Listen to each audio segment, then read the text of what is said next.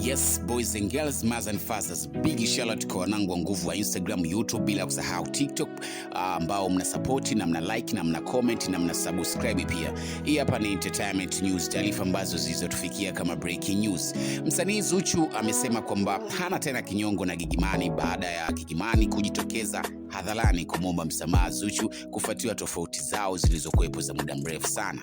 Lakini pia akizungumza Zuchu kwenye press yake jana mbele ya waandishi wa habari na kuweka wazi kuwa ameamua kumsamehe kwa moyo mmoja na kuendeleza mbele mambo mengine na chuki kuweka pembeni. Lakini pia mwanadada Zuchu, kauli hiyo imepokelewa vizuri na mashabiki wengi mtandaoni, huku baadhi ya mashabiki wakisifia ukomavu wa Zuchu kwa kuchagua amani na kumsamehe licha ya utofauti waliokuwa nao. Hii ni endelevu kwa miongoni mwa celebrity kutoka nchini Tanzania ambao wanakuwa ndani ya mabifu, lakini baada ya muda mfupi bifu zinaisha. Lakini pia hii ni positive changes ambazo celebrity wengi kutoka Tanzania wanazidi kujifunza, hasa kuweka utofauti wao pembeni. Tumeona miongoni mwa celebrity sasa kwenye makundi mbalimbali, tumeona TMK halisi na TMK wanaume, tumeona makundi mengi ambayo walikuwa wanatengeneza bifu na baadaye yakaungana kwa pamoja. Dondosha comment yako kupitia ukurasa wangu wa Instagram, tushare kwa pamoja. Comment yako ndio discussion yetu. Asante,